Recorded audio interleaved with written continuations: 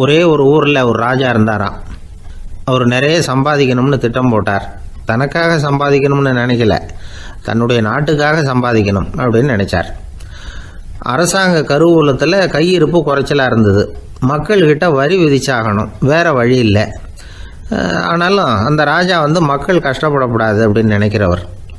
மக்கள் வரியையும் கட்டணும், அதே நேரத்தில் அவங்க சிரமப்படவும் கூடாது. இதுக்கு தகுந்த மாதிரி ஒரு திட்டம் போட்டார். அது பிரகாரம் என்ன பண்ணார்னா, அந்த நாட்டில் ஒரு 3 பெரிய குளங்களை தோண்டினார். அது நிறைய தண்ணீரை நிரப்புனார். அதுக்கப்புறம் எங்கேயோ தேடி பிடிச்சி 3 விதமான மீன்களை கொண்டுகிட்டு வந்தார். அந்த 3 குளங்கள்லையும் விட்டார். அதை ஒவ்வொரு குளத்துலேயும் ஒவ்வொரு விதமான மீன்கள். அந்த மீன்களுக்கு அபூர்வமான ஒரு சக்தி உண்டு. அது எப்படின்னா, அந்த குளத்தில் குளிக்க வர்றவங்களுக்கு அந்த மீன்கள் கடிக்கும் பொழுது வலி ஏற்படுறதில்ல. அதுக்கு பதிலாக மகிழ்ச்சி நிறைந்த ஒரு இனிமையான உணர்வை அவங்க அனுபவிச்சாங்க. அது எப்படின்னா, இந்த முதல் குளத்தில் இருந்த மீன்களால் கடிக்கப்படும் பொழுது ஒரு விதமான இன்ப மயக்கத்தில் திளைச்சிருக்கிறது மாதிரி உணர்வு. இந்த 2வது குளம் இருக்க, அதில் இருக்கிற மீன் கடிச்சதுன்னு வைங்க, மக்களுக்கு எப்படி இருக்கும்னா, கால்களே தரையில் படாமல் அப்படியே ஆகாயத்தில் மிதக்கிறது மாதிரி ஒரு உணர்வு. அதை அனுபவிக்கிறாங்க. 3வது குளத்தில் இருக்கிற மீன் கடிச்சதுன்னா அவங்கெல்லாம் அப்படியே கோடீஸ்வரராக மாறிட்டதாக ஒரு உணர்வு. அதை அவங்களால அனுபவிக்க முடியுது. இப்படி ஒரு அபூர்வமான மீன் அது, அந்த 3 வகை. இப்படி இருந்தால் மக்கள் அந்த குளங்களில் குளிக்கிறதுக்கு ஆசைப்படாமல் இருப்பாங்களா? அதனால் கூட்டம் கூட்டமாக அலமோத ஆரம்பிச்சிட்டாங்க. ஒவ்வொரு குளத்தின் கரையிலேயும் கியூ வரிசையில் நிற்க ஆரம்பிச்சிட்டாங்க. அந்த நாட்டு மன்னர் என்ன பண்ணார்னா, ஒவ்வொரு குளத்தங்கரையிலையும் ஒரு ராஜாங்க அதிகாரியை உட்கார வச்சார். டிக்கெட்டை அடித்து கொடுத்தார். குளிக்க வர்றவங்க கிட்ட ஒரு குறிப்பிட்ட தொகையை கட்டணமாக வசூலிக்க ஆரம்பித்தார். அவ்வளோதான், அரசாங்க கருவூலம் நிரம்ப ஆரம்பிச்சுட்டுது. ராஜாங்கத்துக்கு தேவையான பணம் கிடைச்சிட்டுது. இது ஒரு கதை. இதை பற்றி என்ன நினைக்கிறீங்க?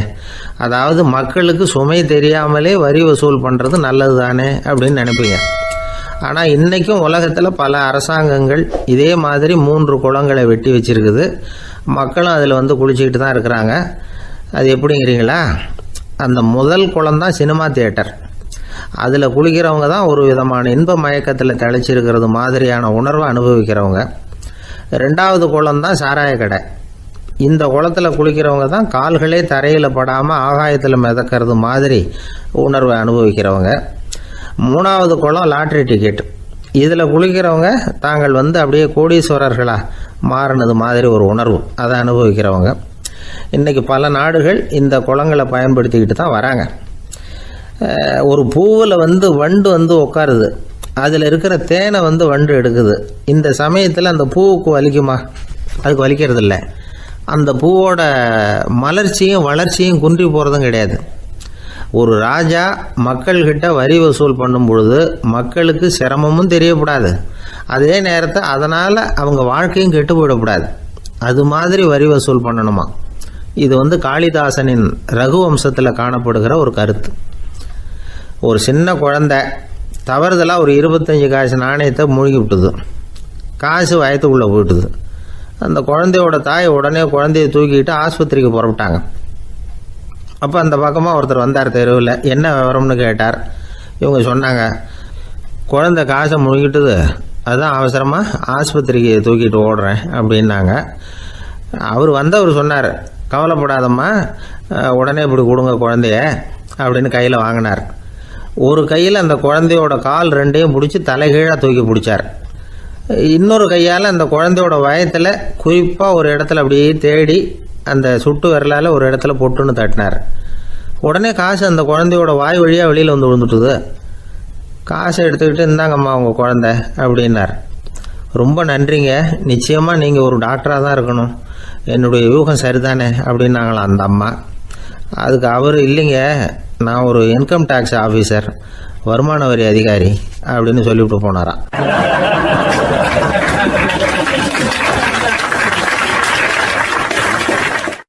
ஒரு அம்மா சொல்லுது, அதாவது கணவன் மனைவியாக இருந்துட்டு அப்புறம் விவாகரத்து வாங்கிக்கிட்டு அதுக்கப்புறம் அந்த அம்மா பேசுகிறத நேற்று தொலைக்காட்சியில் போட்டாங்க. அது என்ன சொல்லுதுன்னா, நாங்கள் கணவனும் மனைவியாக இருக்கிறப்போ எங்களுக்குள்ளே சண்டை வந்துக்கிட்டு இருந்தது, இப்போ விவாகரத்து வாங்கிட்டு இப்போ நண்பர்களாக இருக்கிறோம், இப்போ சண்டையே வர்றதில்லை எங்களுக்குள்ள. அப்படி பாருங்கள், கணவன் மனைவியாக இருந்தப்போ சண்டை வந்து தான் விவாகரத்து வாங்கினது மறுபடியும் நாங்கள் நல்லபடியாக தான் இருக்கிறோம், ஒன்றும் எங்களுக்கு சண்டை வரல. அப்படி இருக்குது இப்போ காலம் போய்கிட்டு இருக்கு. நேற்று அப்படி ஒரு இது என் கூட வேலை பார்க்குறப்போ ஒரு அம்மா இருந்தாங்க.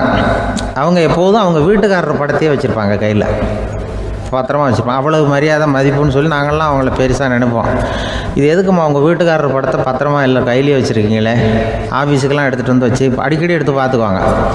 அவ்வளவு பிரியமாக அவங்க வீட்டுக்காரர் இல்லை. ஆமாம், எனக்கு வந்து ஏதாவது பிரச்சனை வந்துவிடுதுன்னா உடனே எங்கள் வீட்டுக்காரர் படத்தை எடுத்து பார்ப்பேன். பரவாயில்லையே இப்படி ஒரு இதாக. ஆமாம், இதை பார்த்துட்டு நினச்சிக்குவேன், இதை விட பிரச்சனை வேறு என்ன இருந்துட போகுது உலகத்தில் அப்படின்னு நினச்சிக்குவேன். உடனே எனக்கு எல்லாம் போயிடும் அப்படின்ட்டு தான். அப்படி ஒரு அம்மா இருந்தாங்க, இப்போவும் இருக்காங்க, வேலை பார்த்துக்கிட்டு இருக்காங்க.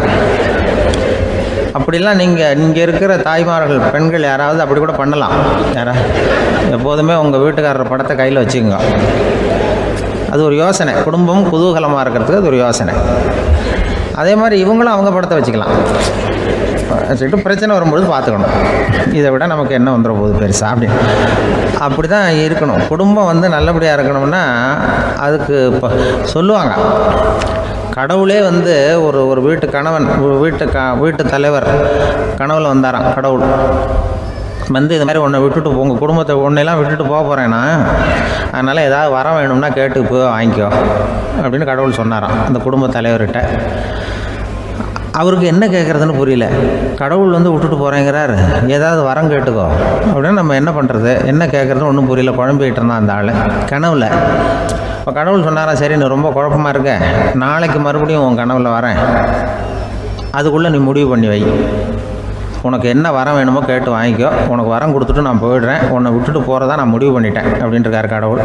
சரி ஒரு நாள் அவகாசம் கொடுங்க, நாளைக்கு நான் அதுக்குள்ளே முடிவு பண்ணி வைக்கிறேன்ட்டு அவர் வந்தார். மறுநாள் முழிச்சுக்கிட்டு மனைவி மகன் மக்கள் எல்லோரையும் கூப்பிட்டார், குடும்பத்தில் எல்லாரையும்.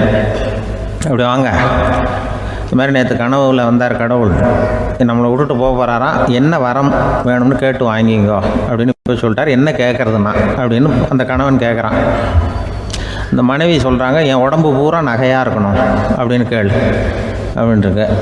அதுக்குள்ளே அந்த ஒரு பொண்ணு ஓடி வந்து, அப்படிலாம் கேட்காதப்பா கடவுள்கிட்ட, இப்போ இருக்கிற சொத்து எவ்வளோ இருக்கோ அதுபோல் இன்னொரு பங்கு வேணும்னு கேள் அப்படின்னு. அந்த பையன் வந்து அவன் வேறு சொன்னான், அவன் அது நமக்கு வந்து இது போல் ஒரு 10 பங்காவது வேணும், 2 பங்களா கார் வேணும் அப்படின்னு அவன் ஒரு லிஸ்ட்டை கொடுத்தான். இவர் என்ன கேட்குறதுன்னு முடிவு பண்ணுறதுக்குள்ள அங்கே வேலை செய்கிற அம்மா, ஒரு வயசான அம்மா வந்திருக்கு, வேலை செய்கிற அம்மா. அது வந்து சொல்லிச்சான் இவர்கிட்ட, தப்பாரு கடவுள்கிட்ட அப்படிலாம் கேட்காதப்பா, நாளைக்கு வரும்பொழுது என்ன வர வேணும்னா எங்கள் குடும்பத்தில் எல்லாரும் அன்பாக இருக்கணும் பாசமாக இருக்கணும்னு கேட்டு வாங்கிக்கோ வரத்தை. அன்பு பாசம் குடும்பத்தில் எப்போதும் நிலவணும்னு கேட்டு வாங்கிக்கோ, வேற எல்லாம் நம்ம பார்த்துக்கலான்னு இந்த பெரியம்மா சொல்லிச்சான். மறுநாள் அதே மாதிரி படுத்து தூங்கினார். கடவுள் கனவுல வந்தார். வந்து கேட்கும்பொழுது இவர் சொன்னாராம், ஐயா எனக்கு வந்து எங்கள் குடும்பத்தில் நாங்கள் கணவன் மனைவி புள்ள குட்டி எல்லாம் பாசமாக இருக்கணும் அன்பாக இருக்கணும், இதுதான் எங்களுக்கு வர வேணும் அப்படின்னு கேட்டாராம். இவர் கேட்டதும் கடவுள் வந்து தலையை சொரிய ஆரம்பிச்சிட்டாராம். ஏன் என்ன யோசிக்கிறீங்கன்னு கேட்டிருக்காரு.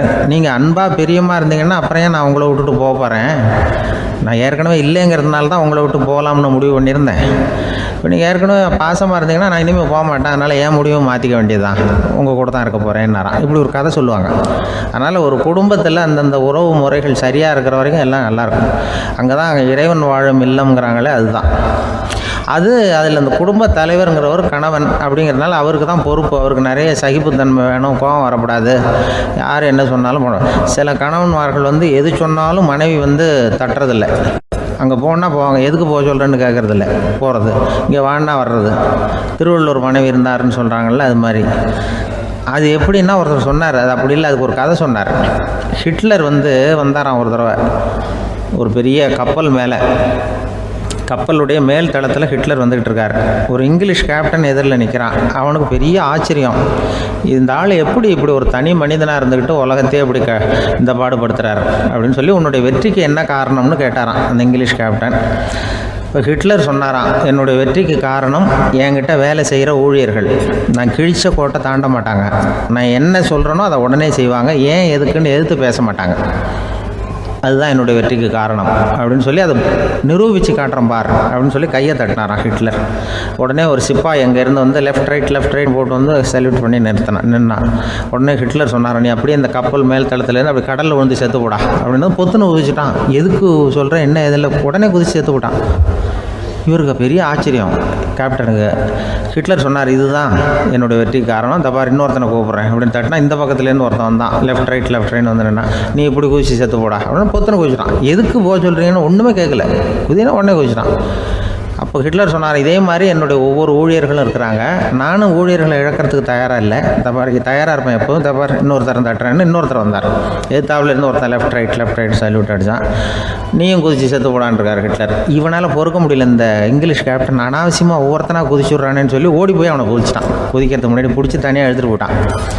தனியாக எழுதிட்டு போய் அந்த சிப்பாய்கிட்ட கேட்டாரான் அந்த இங்கிலீஷ் கேப்டன், ஏன்ப்பா அந்த ஆள் குதிக்க சொல்கிறான்னா நீ ஏன் எதுக்குன்னு கேட்குறது இல்லையா, உடனே குதிச்சு செத்து போகிறீங்களே, இதெல்லாம் என்ன அநியாயம் அப்படின்ட்டுருக்கான் அந்த இங்கிலீஷ் கேப்டன் கையை பிடிச்சிக்கிட்டு. உடனே அந்த சிப்பாய்க்கு கோவம் வந்துட்டு தான், உடையா கையை, இவன்ட்ட வேலை பார்க்குறத விட உழுந்து செத்து போகலான்னு நான் குதிக்கிறான்,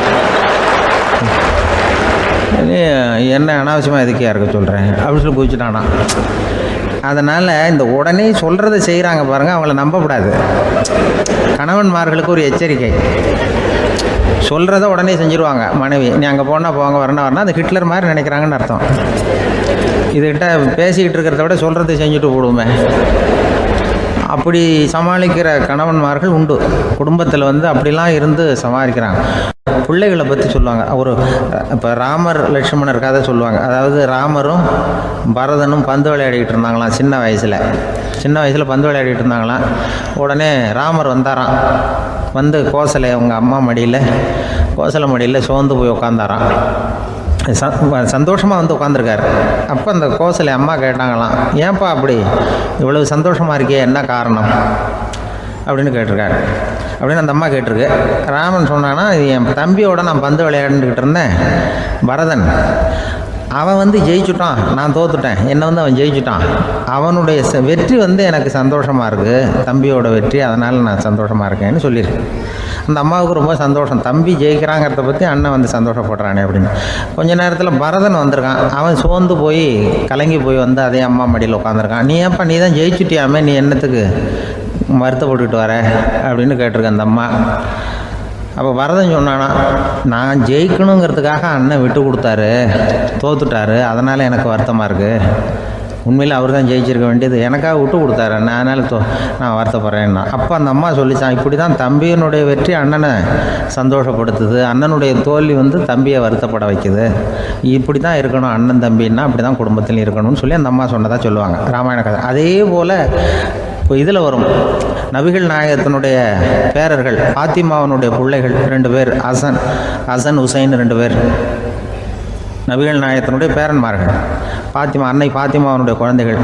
ஹசனும் ஹுசைனும் பேசிக்கிறதே இல்லையா கொஞ்ச நாள்.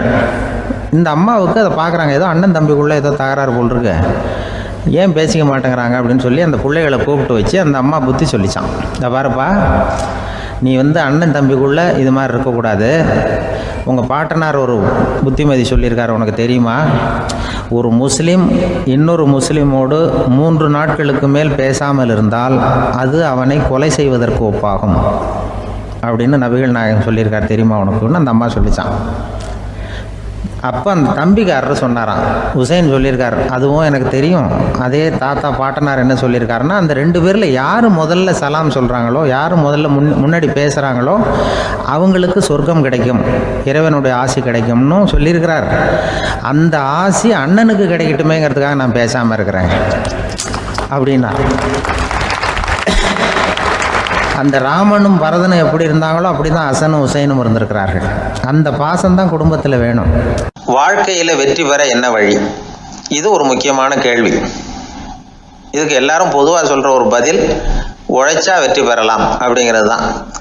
வாழ்க்கையில் வெற்றி பெற உழைப்பு மட்டும் இருந்தால் போதாது, நேர்மையும் வேணும் அப்படிங்கிறார் பால் ஹாஃப்மேன். இவர் யார் தெரியுமா? இவர் ஒரு பெரிய பொருளாதார நிபுணர். 2வது உலகப் போர் முடிஞ்ச சமயம் அப்போ இவர் அமெரிக்காவின் நிதி ஆலோசகராக இருந்தார். தன்னுடைய வாழ்க்கையில் நடந்த பழைய நிகழ்ச்சி ஒன்று அவர் சொன்னார். இளம் வயசில் படித்து முடித்ததும் அவர் வேலை தேடிக்கிட்டு இருந்தாராம். அப்போ ஒரு கால்நடை வைத்தியர்கிட்ட போய் வேலை கேட்டிருக்காரு. இவர் அங்கே போன சமயத்தில் அந்த டாக்டர் தன்னுடைய பழைய கார் ஒன்றை விற்பனை செய்யறதுக்காக வேற ஒருத்தர்கிட்ட பேரம் பேசிக்கிட்டு இருந்தார். வாங்க வந்தவர் இவர்கிட்ட அந்த காரை பற்றின விவரம்லாம் கேட்டுக்கிட்டு இருந்தார். கார் நல்ல நிலைமையில் இருக்குமா அப்படிங்கிற கவலை அவருக்கு.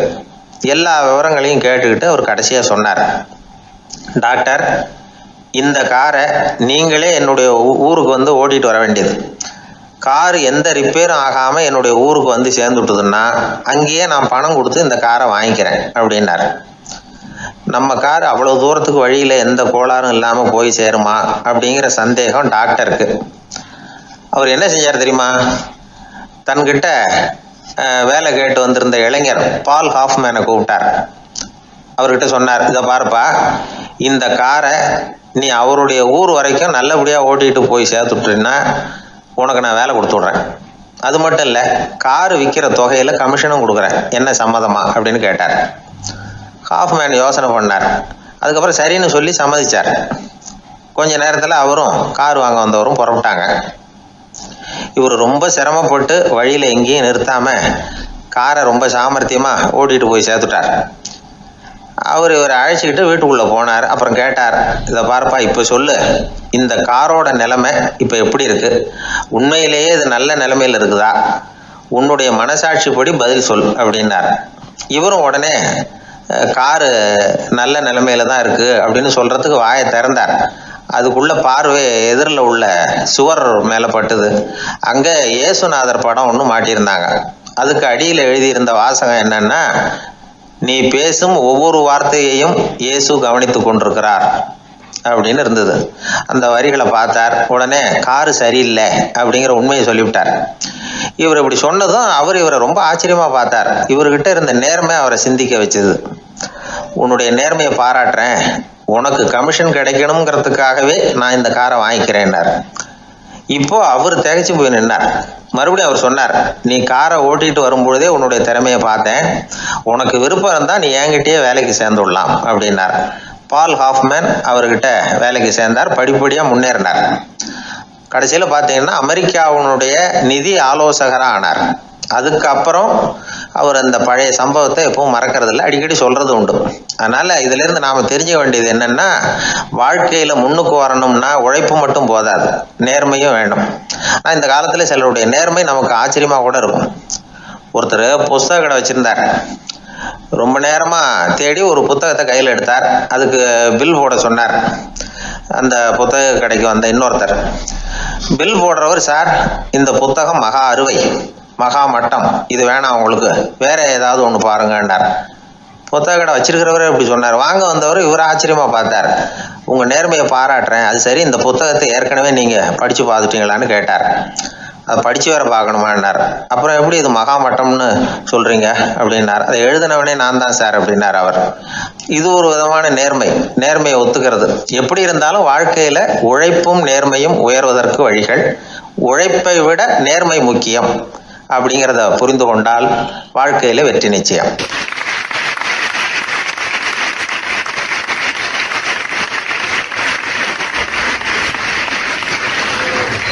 ஒரு பூங்கா, அங்கே ஒருத்தர் நின்றுட்டு இருக்கிறார். நின்றுக்கிட்டே ஏதோ ஆழ்ந்த யோசனையில் இருக்கிறார். அந்த பக்கமாக இன்னொருத்தர் வந்தார். இவரை கவனிச்சார். என்ன யோசனைன்னு கேட்டார். எப்படி எழுந்திருக்கிறதுன்னு யோசனை பண்ணிட்டு இருக்கிறேன்னார் அவர். கேட்டவருக்கு ஒரு மாதிரி ஆயிட்டுது. ஏற்கனவே நின்றுக்கிட்டு இருக்கிற ஒருத்தர் எப்படி எழுந்திரிச்சு நிற்கிறதுன்னு யோசிக்கிறாருன்னா அது ஆச்சரியம் தானே. அதுக்கப்புறம் இவர் யோசிக்க ஆரம்பிச்சார், என்ன இவர் இப்படி பேசுறாரு அப்படின்னு. கீழே விழுந்தா தானே எழுந்திரிச்சு நிற்க முடியும். அதனால எழுந்திரிக்கணும்னு நினைக்கிறவங்க முதல்ல கீழே விழணும். இவர் முதல்ல கீழே விழணும், அதுக்கப்புறம் தான் எழுந்திருக்கிறது எப்படின்னு சிந்திக்க முடியும். இந்த உலகத்துல எல்லாருமே கீழே விழுந்து எழுந்தவர்கள் தான். இப்போ இந்த குழந்தை பருவத்தில் கீழே விழாம நடைபயில கற்றுக்கிட்டவங்க யாராவது உண்டா? சின்ன வயசுல ஒரு தடவை கூட கீழே விழலை சார், அப்படியே பிறந்தார் வளர்ந்தார் பெரியவர் ஆயிட்டார் அப்படின்னு யாரையும் சொல்ல முடியாது. அதனால மனுஷங்கிறவன் விழுந்து புரண்டு எழுந்து தான் நடக்க கத்துக்கிறான். ஒரு உண்மையை நாம எல்லாரும் புரிஞ்சுக்கணும். இந்த உலகத்துல தவறு செய்யாத மனிதர்களே யாரும் கிடையாது. அப்படி இருக்கிறப்போ எப்போதாவது நாம் தவறு பண்ணிவிட்டோம்னா அதுக்காக மனசு உடஞ்சி போயிடக்கூடாது, வாழ்க்கையில் வெறுப்பு வந்துடக்கூடாது. ஒரு தவறு நடந்துட்டுதா அதுக்காக மனசு உடஞ்சி போடாதீங்க, அதை ஒரு பாடமாக எடுத்துக்கங்க. அதே தவறு மறுபடியும் நடக்காம வேணும்னா பார்த்துக்கலாம், அது போதும். தடைக்கல்ல படிக்கல்லாம் மாற்றிக்கணும், இதுதான் இதில் முக்கியம். ஒரு அலுவலகம், அங்கே ஒரு அதிகாரி, அவர் உயர்ந்த பதவியில் இருந்தார், சிறந்த நிர்வாகின்னு பேர் வாங்கினவர். அவர் தனக்கு கீழே வேலை செய்கிறவங்க கிட்டெல்லாம் சொல்லுவாராம், இந்த நிறுவனத்தில் நீங்கள் எத்தனை தடவை வேணும்னாலும் தவறுகள் செய்யலாம், ஆனால் ஒரே விஷயம் என்னென்னா ஒரே தவறை மறுபடியும் செய்யக்கூடாது, அது முக்கியம் அப்படின்பாரான். இதை மேம்போக்காக பார்த்தா அவர் ஏதோ தன்னுடைய ஊழியர்களை தவறு செய்ய தூண்டுறது மாதிரி தெரியும். ஆனால் உண்மை அப்படி இல்லை. இன்னைக்கு என்ன நடக்குது தெரியுமா? அநேகமாக எல்லா மனிதர்களுமே ஒரே தவறை தான் மறுபடியும் மறுபடியும் செய்கிறாங்க. விளையாட்டு வீரர்கள் ஒரே மாதிரியான தவறுகளை திரும்ப திரும்ப செய்கிறது உண்டு. கணக்கு எழுதுறவங்கள பாருங்க, ஒரே தப்பை மறுபடியும் மறுபடியும் செய்வாங்க. அலுவலகம் வருகிறவர்களை கவனிங்க, ஒரு நாள் தாமதமாக வந்தால் பரவாயில்ல, தினமும் தாமதமாக வருவாங்க. இது மாதிரி செய்த தவறையே திரும்ப திரும்ப செய்யறதுக்கு என்ன காரணம் அப்படின்னா, சோம்பல், ஞாபக மறதி, கவனக்குறைவு, தன்னுடைய திறமை பேரில் அளவுக்கு மீறிய நம்பிக்கை, இப்படி இதில் ஏதாவது ஒரு காரணமாக இருக்கலாம் அப்படிங்கிறாங்க இது பற்றி ஆய்வு செய்கிற வல்லுநர்கள். ஒரு தடவை செஞ்ச தவிர மறுபடியும் செய்யறது இல்லைன்னு முடிவு செஞ்சுக்கிட்டு அதை செயல்படுத்த கற்றுக்கணும், அது போதும், வாழ்க்கை வெற்றிகரமாக அமையும் அப்படிங்கிறாங்க அந்த அனுபவசாலிகள். அதனால் வெற்றிகரமாக வாழ்க்கையில் நடைபோட விரும்பும் இளைஞர்கள் தவிர்க்க வேண்டியது என்னென்னா, முதல்ல சோம்பலை தவிருங்கள், சுறுசுறுப்பாக இயங்குங்கள் அப்படிங்கிறது அவங்க அறிவுரை. ரெண்டாவது ஞாபக மறதி, எந்த செயல்லையும் ஈடுபாடு வேணும், அக்கறை வேணும். மூணாவது கவனக்குறைவு, எதையும் அலட்சியப்படுத்தக்கூடாது. நாலாவது என்னால் முடியாதது எதுவுமே கிடையாது அப்படிங்கிற அளவுக்கு மீறிய நம்பிக்கை, அது ஆபத்தில் கொண்டு போய் விட்டுரும். அதனால் முதல் தவறு உங்களுக்கு ஒரு பாடமாக அமையணும். ஒரு மனிதர், அவர் தன்னுடைய 2 காதுலையும் கட்டு போட்டுக்கிட்டு வந்தார். அவருடைய நண்பர் அதை கவனிச்சுட்டார். என்ன சார் ஆச்சு, 2 காதுலையும் கட்டு போட்டுருக்கீங்களே அப்படின்னு விசாரிச்சார். ஒன்றுமில்லை சார், வீட்டில் ரொம்ப ஆர்வமாக டிவியில் கிரிக்கெட் மேட்ச் பார்த்துக்கிட்டு இருந்தேன். அப்போது என்னுடைய மனைவி துணிகளுக்கு அயர்ன் பண்ணிகிட்டு இருந்தாங்க. அயர்ன் பாக்ஸை அப்படியே வச்சுட்டு அடுப்பங்கரைக்கு போயிட்டாங்க. அந்த சமயம் பார்த்து டெலிஃபோன் பண்ணி அடிச்சுது. அவசரமாக ஓடி போய் அதை எடுத்து காதில் வச்சேன். அப்போ தான் தெரியும் அது அயர்ன் பாக்ஸுங்கிற விஷயம். சூடாக இருந்ததா, சுட்டு விட்டுது அப்படின்னாரு. ஒரு காது சரி சார், 2 காதும் ஏன் அப்படி ஆச்சு அப்படின்னு கேட்டார். அதே ஆள் மறுபடியும் ஃபோன் பண்ணா சார் அப்படின்னாரு. இவர் எவ்வளவு தூரம் யோசிச்சிருப்பார் பாருங்க. அதனால ஒரு தவறு மறுபடியும் நடக்கக்கூடாது, முதல் தவறு உங்களுக்கு ஒரு பாடமாக அமையட்டும் அப்படிங்கிறது தான் இதுல இருந்து நாம தெரிந்து கொள்ள வேண்டிய கருத்து. அதனால தவறுகள் அதெல்லாம் தடைக்கெல்லாம் நினைக்க வேண்டாம், படிக்கெல்லாம் நினைப்போம். அப்படி நினைச்சோம்னா வாழ்க்கையில வெற்றி நிச்சயம்.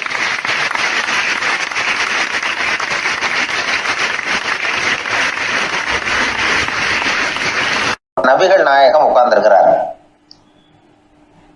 அந்த சமயம் அம்மா அங்க வர்றாங்க. அவங்க கையில திராட்சை பழ கொத்து, அதை கொண்டுகிட்டு நபிகள் கிட்ட கொடுக்குறாங்க. சாப்பிடுங்க அப்படின்னு சொல்லி ரொம்ப அன்பா வேண்டிக்கிறாங்க. நபிகள் நாயகமும் ரொம்ப பிரியமா அதை வாங்கிட்டார். அதுக்கப்புறம் அதை சாப்பிட ஆரம்பிச்சார். நபிகள் நாயகம் மதீனாவில் தங்கி இருந்தப்போ இது மாதிரி நிறைய பேர் பழங்களையும் தின்பண்டங்களையும் கொண்டுட்டு கொடுக்கறது வழக்கம். நபிகள் நாயகம் என்ன பண்ணுவார்னா அதெல்லாம் வாங்குவார். உடனே பக்கத்தில் இருக்கிற தோழர்கள் எல்லாருக்கும் பகிர்ந்து கொடுப்பார், தானும் சாப்பிடுவார். இதுதான் எப்போதும் வழக்கம். ஆனா இந்த தடவை என்னாச்சு தெரியுமா, அவர் அப்படி பண்ணல. ஒவ்வொரு பழமா எடுத்து தானே சாப்பிட்டுக்கிட்டு இருக்கிறார். அவர் விருப்பமா சாப்பிடுகிற காட்சியை ஆசை தீர பார்த்துக்கிட்டு இருந்தாங்க அந்த வயசான அம்மா, அந்த பழத்தை கொடுத்தவங்க. அவங்களுக்கு ரொம்ப மகிழ்ச்சியா இருந்தது, மன நிறைவா இருந்தது. நாம ஆசையா கொண்டுகிட்டு கொடுக்குற பழத்தை நபிகள் நாயகம் இவ்வளவு பிரியமா சாப்பிடுறாரு அப்படின்னு நினைச்சு ரொம்ப சந்தோஷப்பட்டாங்க. அதுக்கப்புறம் அங்க இருந்து அவங்க புறப்பட்டு போயிட்டாங்க. அந்த அம்மா போனதுக்கு அப்புறம் பக்கத்துல இருந்த தோழர்கள் பேச ஆரம்பிச்சாங்க. ஏன்னா அவங்களுக்கு சந்தேகம், இன்னைக்கு வித்தியாசமா நடந்துகிட்டாரு அப்படின்னு. அண்ணலே, எது உங்களுக்கு வந்தாலும் எங்க எல்லாருக்கும் கொடுத்துட்டு தான் நீங்க சாப்பிடுவீங்க. இன்னைக்கு மட்டும் நீங்க அப்படி செய்யலையே, எல்லா பழத்தையும் நீங்களே சாப்பிட்டீங்களே, அதுக்கு என்ன காரணம் அப்படின்னு கேட்டாங்க. இப்படி கேட்கறதுனால நாயகம் அதை தப்பா புரிஞ்சுக்க மாட்டார் அப்படிங்கிறது அவங்களுக்கு தெரியும். யாரும் எதையும் அவர்கிட்ட கேட்கலாம், அப்படி கேட்கறதுக்கு உரிமை உண்டு. இந்த ஜனநாயக முறைகளுக்கு அவர்கள் கொடுத்த மரியாதை இது. தோழர்களின் கேள்விக்கு நபிகள் பதில் சொல்ல ஆரம்பிச்சார். நண்பர்களே, அந்த அம்மா ரொம்ப பிரியமா அந்த பழங்களை என்கிட்ட கொண்டுகிட்டு வந்து கொடுத்தாங்க. முதல்ல ஒரு பழத்தை எடுத்து வாயில போட்டு பார்த்தேன். அது ரொம்ப புளிப்பா இருந்தது, சாப்பிடுறது ரொம்ப கஷ்டம். உங்ககிட்ட யாருக்காவது அதை கொடுத்துருந்தா அதுல வாயில போட்டதும் புளிப்பு தாங்காம முகம் சுழிச்சிருப்பீங்க. அதை அந்த அம்மா பார்த்துட்டாங்கன்னா வருத்தப்பட்டிருப்பாங்க. ஆசையா கொண்டுகிட்டு வந்து நமக்கு கொடுத்துருக்குறாங்க. அவங்க அன்பான மனசை நோகடிக்கிறதுக்கு நான் விருப்பப்படலை. அதனால முகம் சுளிக்காம சாப்பிடணுமேங்கிறதுக்காகத்தான் அந்த பழங்கள் பூராவே நானே சாப்பிட்டுட்டேன் அப்படின்னு புன்முறுவலோட பதில் சொன்னாராம் நபிகள் நாயகம். இன்னொருத்தர் மனசு புண்படக்கூடாதுங்கிறதுக்காக புளிப்பையும் இனிப்பா ஏற்றுக்கொள்ளுகிற பண்பாடு இருக்கு பாருங்க, அது ஒரு பெரிய நாகரிகம். அது எல்லாருக்கும் சுலபமா வந்துடாது. நல்லா இருக்கிற பழத்தையே என்ன இவ்வளவு மோசமா இருக்குன்னு சொல்லுகிறவர்கள் தான் நம்ம கிட்ட அதிகம். இந்த காலத்துல இல்வாழ்க்கையில இந்த நாகரிகத்தை சில பேர் கடைபிடிக்கிறது உண்டு. நல்லா இருக்க இல்லையோ முகம் சுளிக்காம சாப்பிட்டுருவாங்க. ஏன்னு கேட்டா, எதுக்காக சார் வீண் வம்பு, ஏதோ நமக்குன்னு கொடுத்து வச்சது அவ்வளவுதான் அப்படின்னு நினைச்சுக்கிட்டு போக வேண்டியது தானே அப்படிம்பாங்க. இவங்கெல்லாம் கூட ஒரு விதத்துல பண்பாடு தெரிஞ்சவர்கள் தான். ஒரு ஆளு ஊரெல்லாம் சுத்தி விட்டு கடைசியில அழுத்து போய் ஒரு ஹோட்டலுக்குள்ள நுழைஞ்சானான். ரொம்ப களைப்பா இருந்தது அவனுக்கு. அதனால ரொம்ப களைப்படைஞ்சு போய் ஒரு நாற்காலியில போய் உட்காந்துருக்கிறான். இவனை பார்த்ததும் சர்வர் ஓடி வந்தார். சார் உங்களுக்கு என்ன வேணும்னு கேட்டார். எனக்கு தேவை 2 தோசையும் கொஞ்சம் அன்பான வார்த்தைகளும் அப்படின்னா. சர்வர் உள்ள போனார். 2 தோசையை கொண்டாந்து வச்சார். அன்பான வார்த்தை கேட்டனே அப்படின்னா இவன். சர்வர் ரொம்ப பணிவா குனிஞ்சு இவன் காதோரமா சொன்னார், ஐயா இந்த தோசையை சாப்பிட்றாதீங்க, புளிச்சு போன பழைய மாவு அப்படின்னாரு. இது பாருங்க, அன்பான வார்த்தையும் 2 தோசையும் கேட்டார், கொண்டாந்து கொடுத்துட்டார். இப்படி இருக்கிறவர்களும் இன்றைய மனிதர்கள்ல அதிகம். அதனால மனிதர்கள் ஒவ்வொருத்தரும் ஒவ்வொரு விதம். நம்ம கிட்ட பிரியமா நடந்துகிறவர்கள் மனம் கோணும்படி நாம் நடந்து கொள்ளக்கூடாது அப்படிங்கிறது தான் நபிகள் நாயகம் அவருடைய செயல் மூலமா நமக்கு உணர்த்தி இருக்கிற வாழ்வியல் உண்மை.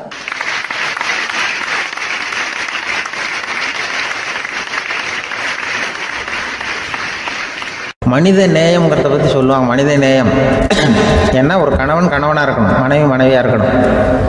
ஒரு மனுஷன் இன்னைக்கு மனிதனாக இல்லை, மனித நேயம் குறைஞ்சி போச்சு.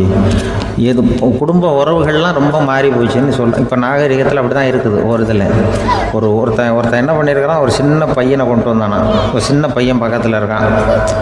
ஒரு பெரியவர் கேட்டிருக்காரு, யாருப்பா அந்த பையன் அப்படின்னு கேட்டிருக்காரு. இவன் சொன்னான்னா, இந்த பையன் எனக்கு தூரத்து உறவுன்னு இருக்கான். சரி, தூரத்து உறவுன்னா எப்படி அப்படின்னு கேட்டிருக்கான். இந்த பையன் எங்கள் அப்பாவுக்கு 8வது பிள்ளை அப்படின்னானா. கூட பிறந்தவனே அவ்வளோ தூரமாக போயிட்டான், 8வதாக பிறந்தான். அப்படி இருக்கு குடும்ப உறவுகள்ங்கிறது. மனுஷனுக்கு வேல்யூ விஞ்ஞானம் எப்படி போட்டிருக்குன்னா, ஒரு மனித உடம்பில் இருக்கிற கால்சியத்தை மட்டும் தனியாக எடுத்தால் ஒரு சின்ன ரூமுக்கு வெள்ளை அடிக்கலாமா. ஒரு மனுஷ உடம்புல இருக்கிற பாஸ்பரஸை மட்டும் தனியாக எடுத்தால் ஒரு 40 நெருப்பு வச்சு தயார் பண்ணலாம். ஒரு மனுஷ உடம்புல இருக்கிற இந்த கொழுப்பு சத்தை மட்டும் தனியாக எடுத்தால் ஒரு 7 சோப்பு கட்டி தயார் பண்ணலாம். அது மாதிரி ஒரு மனுஷ உடம்புல இருக்கிற இரும்பு சத்தை மட்டும் தனியாக எடுத்தால் ஒரு 2 அங்குல அணி 2 செய்யலாம். இவ்வளவுக்கும் விலை போட்டால் 42 ரூபா 50 காசு. இதுதான் மனுஷனுக்கு விஞ்ஞானம் போட்டிருக்கிற விலை. அது எப்போ அது ஒசரும்னா, அவன் மனுஷனாக இருக்கிற வரைக்கும் இருக்கிறப்ப. அதுவும் செத்து போனால் அதுவும் கிடையாது, செத்து போனால் அதுவும் குறைஞ்சிரும். மிருகங்களுக்கெல்லாம் அப்படி இல்லை, செத்ததுக்கு அப்புறம் விலை கூடும்.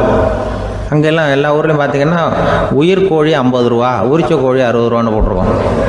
செத்ததுக்கு அப்புறம் 10 ரூபா அதிகம். மனுஷனை நீ உயிர் மனுஷன் 42 ரூபா 50 காசு, செத்ததுக்கு அப்புறம் 52 ரூபான்னா நீயே வச்சுக்கிடாது, எனக்கு இது கண்டு போட்டு. அவன் எப்போ அவனுக்கு வேல்யூ கூடும்னா, மனிதனாக வாழும்பொழுது தான் வேல்யூ கூடும். குடும்பத்தில் அந்த அந்த பாசத்தோடு வாழணும்னு கடவுள்கிட்ட கேட்டு சொன்னாங்களே, அதுதான். இந்த சமூகங்கிறதும் ஒரு பெரிய குடும்பம்தான். அதனால தான் இந்த நாட்டுக்கு உள்ள பெருமையை எல்லாரும் ஒற்றுமையாக இருந்தால் எதையும் சாதிக்கலாம்ங்கிறது தான் இந்த நாட்டுக்கு உள்ள பெருமை. அப்படி நிரூபித்தோம். அதனால் சமூகங்கிறதும் ஒரு குடும்பம் மாதிரி இருக்கிறது தான் பெருசு. இப்போ சில இதெல்லாம் இப்போ ஜாதி மத வேறுபாடெல்லாம் வந்து நம்முடைய முன்னேற்றத்தை வந்து தடுக்கும். விலங்குகள் வந்து நம்மளை விட மேலானது. அதான் ஒரு ஊரில் ஒரு சிவன் கோயில் இருந்து தான். சிவன் கோயிலில் அந்த புறாவெல்லாம் வளர்ந்துக்கிட்டு இருந்திருக்கு. அந்த மாடத்தில், சிவன் கோயில் மாடத்தில் புறாவெல்லாம் குடியிருந்திருக்கு. உடனே அதுக்கு கும்பாபிஷேகம் பண்ணுறதுக்காக ஊரில் திட்டம் போட்டாங்க. சிவன் கோயிலுக்கு வெள்ளடிக்க ஆரம்பித்தாங்க. வர்ணம் பூச ஆரம்பித்ததும் அதுக்கு சாரம் கட்டுவாங்கல்ல, இந்த குச்சியெல்லாம் வச்சு சாரம் கட்டுவாங்க. உடனே இந்த புறாவெல்லாம் என்ன பண்ணிச்சான், இனிமேல் நம்ம இங்கே வெள்ளடிக்கிறாங்க, கும்பாபிஷேகம் வருது, நம்ம இங்கே குடியிருக்க முடியாது, எதிர்த்தாப்புல எங்கே போகலான்னு பார்த்துருக்கு. இந்த உயரம் கோபுரத்தில் இருந்த புறாவெல்லாம் எதிர்த்தாப்புல ஒரு மாதா கோயில் இருந்திருக்கு, சர்ச்சு. அங்கே சில மாடங்களில் புறாவெல்லாம் இருக்குது, சில மாடம் இருக்குது. உடனே நம்மளாம் அங்கே போடும் கொஞ்சம் காலத்துக்குன்னு எல்லாம் புறப்பட்டு இந்த மாதா கோயிலுக்கு போயிடுது. அங்கே போனால் அங்கே இருக்கிற புறாவோடு சேர்ந்து இதுவும் குடியிருந்துட்டுருக்கு. கொஞ்ச நாள் என்னாச்சு, அங்கே கிறிஸ்மஸ் வந்துட்டுது. கிறிஸ்மஸ் வந்ததும் சரி இங்கேயும் வெள்ளடிக்க ஆரம்பிக்கிறாங்க. நம்ம மறுபடியும் எங்கடா போகிறதுன்னு பார்த்தா அங்கே இருக்கிற புறாவோட சேர்ந்து இதுவும் சேர்ந்து நேராக ஒரு பள்ளிவாசல் இருந்தது. எதுக்கு அங்கே இருக்கிற மாடத்தில் போய் அங்கே குடியேறிட்டுது எல்லாம். அங்கே போனால் அங்கே ரமலான் மாதம் வந்து ரம்ஜானுக்காக அதையும் புதுப்பிக்க ஆரம்பித்தாங்க.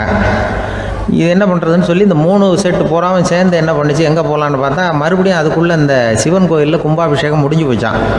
முடிஞ்சிருக்கு, அங்கே போடுவோம் எல்லாருன்னு சொல்லி எல்லா புறாவும் அந்த சிவன் கோயிலுக்கு வந்துட்டுது. அங்கே போய் மாடத்தில் அதை குடியிருந்துட்டுது. அப்போ திடீர்னு ஒரு நாள் பார்த்தா ஒரே கலவரம் பூமியில் எல்லாம் ஒருத்தனை அருவாளை தூக்கிட்டு நிற்கிறான், குச்சி எடுத்து ஒருத்தனை சுட்டுக்கிறான். ஒரே கலவரம், சத்தம், ஒரே மத கலவரம் வந்துட்டுது ஊரில். அப்போது புறாவெல்லாம் மாடத்தில் இருந்துக்கிட்டு ஒரு குஞ்சு புறா அவங்க அம்மாட்ட கேட்டு தான், இது என்ன இந்த மனுஷனுக்கு என்னாச்சு, இந்த மனுஷனுக்கு என்னாச்சு, அவன் கத்தியை தூக்கிட்டு நிற்கிறானே அப்படின்னு கேட்டு தான். ஒரு குஞ்சு புறா அவங்க அம்மாட்ட கேட்டு தான். அம்மா புறா இப்போ அம்மா அந்த புறா சொல்லிச்சான், மனுஷனுக்கு இப்போ மதம் பிடிச்சிருக்கு, அதான் கத்தியை தூக்கிட்டு நிற்கிறான் அப்படின்ருக்கு. இப்போ நமக்கெல்லாம் பிடிக்கலையே அப்படின்னு தான். அப்போ அந்த புறா சொல்லிச்சான், அந்த பாருமா, நாம் வந்து இந்த சிவன் கோயிலில் இருந்தாலும் நமக்கு புறான்னு தான் பேர், இந்த மாதா கோயிலுக்கு போனாலும் நமக்கு புறான்னு தான் பேர், பள்ளிவாசலுக்கு போனாலும் நமக்கு புறான்னு தான் பேர். அந்த மனுஷன் அப்படி இல்லை. அவன் இங்கே இருக்கிற வரைக்கும் இந்துன்னு சொல்லுவான், அங்கே மாதா கோயில் இருந்தான்னா கிறிஸ்தவன்னு சொல்லுவான், பள்ளிவாசலில் இருந்தான்னா முஸ்லீம்னு சொல்லுவான். அப்போ குஞ்சு புறா அது என்ன இப்படி பண்ணுறாங்க மனுஷங்க, இப்போ அவங்கள விட நம்ம வசதி போல் இருக்க, நம்ம தேவலாம் போல் இருக்க அப்படின்னு தான் அந்த குஞ்சு புறா. அப்போ அந்த தாய் புறா சொல்லிச்சான், உண்மை தான், அதனால தான் நம்ம மேலான இடத்துல இருக்கிறோம், அவன் கீழே நிற்கிறான் என்னமோ அப்படின்னு சொல்லிச்சான். இதுதான் அந்த குடும்பம்ங்கிறது, சமுதாயம்ங்கிறது ஒரு பெரிய குடும்பம். அது இந்த புறாக்கிட்டேருந்து மனுஷன் கற்றுக்க வேண்டியிருக்கு. அப்படி இருக்குது இன்றைக்கி மனுஷனுடைய நிலைமை. அதை வந்து புரிஞ்சுக்கணும். அப்படி தான் ஒவ்வொரு இதுலேயும் நாம் வந்து நடந்து கொள்ள வேண்டியிருக்குது. மிருகங்கள்கிட்டேருந்து கற்றுக்கிற வாய்ப்பெல்லாம் இருக்குது. அப்படி சொல்லுவாங்க, குடும்பத்தில் வந்து அப்படிலாம் இருந்து சமாளிக்கிறாங்க. குடும்பத்தில் ஒருத்தர் அனுசரிப்பு தன்மைங்கிறது ரொம்ப அவசியம். கணவன் மனைவின்னா அனுசரித்து போகணும்னு சொல்லுவாங்க. அதாவது ஒரு கணவன் அதுக்காக தான் அந்த காலத்துலலாம் ஒரு வீட்டுக்கு வந்து மாப்பிள்ளை தேடுறதுங்கிறது ஒரு பெரிய குடும்பத்தை நிர்வகிக்கிற அளவுக்கு ஒரு கணவனாக வரக்கூடிய எப்படி இருக்கணும் அப்படின்னா, அந்த காலத்தில் புலி வேட்டைக்கு போகணும். ஒரு பொண்ணுக்கு மாப்பிள்ளை தேடுறதுன்னா நம்ம தமிழ் பழக்கம் என்னென்னா, காட்டுக்கு போய் ஒரு புலியை வேட்டையாடிட்டு வரணும். அந்த புலி பல்லு அல்லது நகத்தை கொண்டுட்டு வரணும் அந்த இளைஞன். அதை வந்து வீட்டில் கொடுப்பான். அதை தான் கட்டி அதை வந்து இதாக கட்டுவாங்க, மாலையாக போடுவாங்க, தாலியாக கட்டுவாங்க.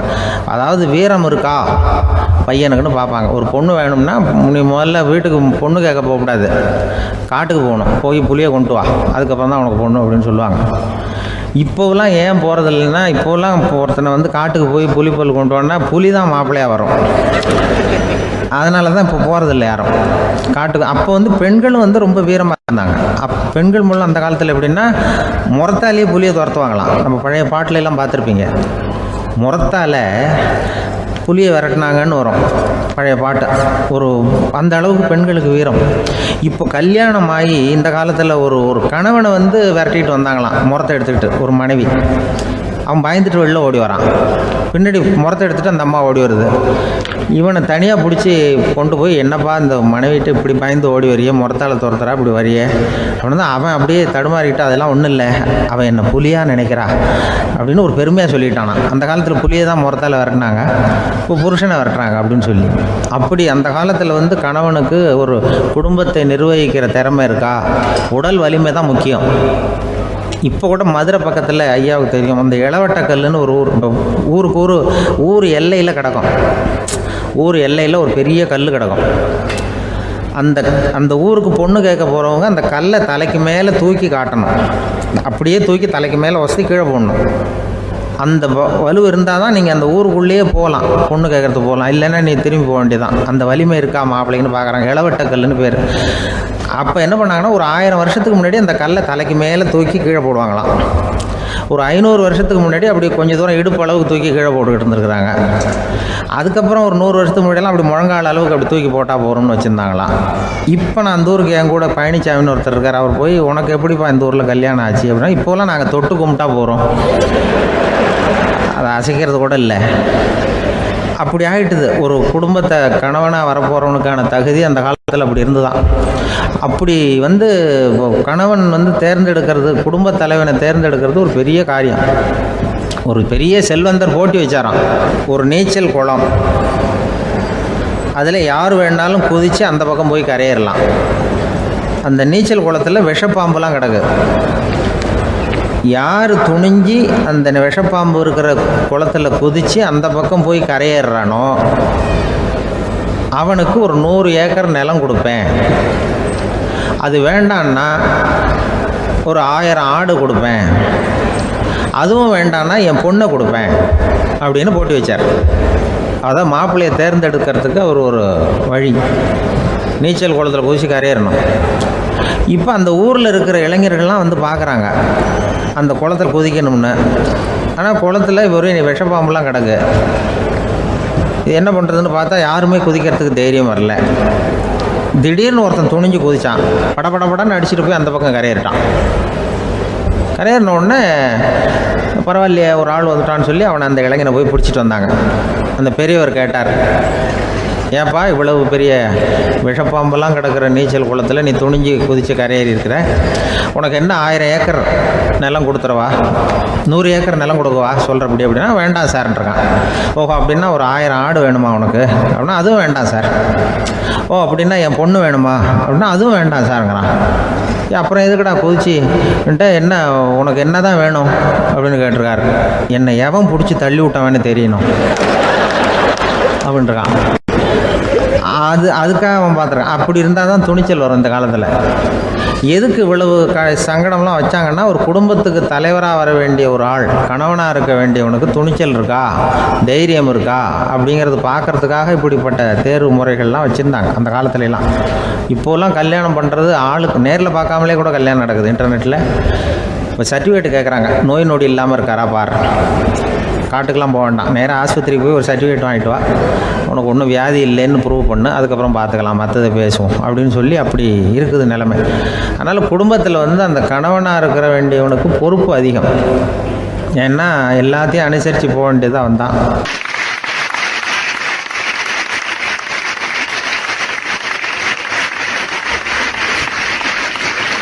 ஒரு ஆள் இருந்தார். விலங்குகள் பேரில் அவருக்கு ரொம்பவும் பிரியம். அதனால் தன்னுடைய வீட்டில் ஒரு நாயை வளர்த்தார். அதே மாதிரி கழுதையையும் வளர்த்தார்.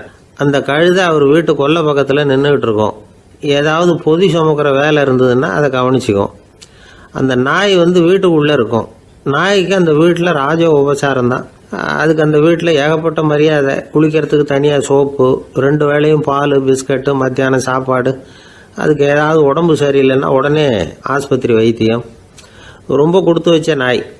அந்த வீட்டு தலைவர் வெளியில் அப்படியே நடைப்பயிற்சி போனால் கூடவே இதுவும் போகும். அவர் மட்டும் தனியாக எங்கேயாவது வெளியில் போயிட்டு வந்தால் வீட்டுக்கு வந்த உடனே அந்த நாய் அவர்கிட்ட ஓடி வரும்.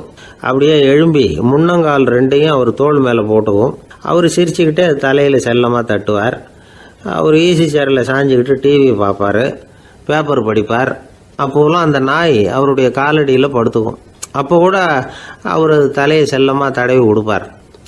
அந்த நாய் படுக்கிறதுக்குன்னே ஒரு மெத்தை, சில சமயம் அது அங்கே இருக்கிற மேஜை நாற்காலி மேலே கூட ஏறி விளையாடும், சோஃபாவில் ஏறி உட்காந்துக்கும். இவ்வளவு செல்வாக்காக வளர்ந்தது அந்த நாய். இதையெல்லாம் அந்த கழுதை பார்த்துக்கிட்டே இருக்குது கொல்லை பக்கத்தில் இருந்து.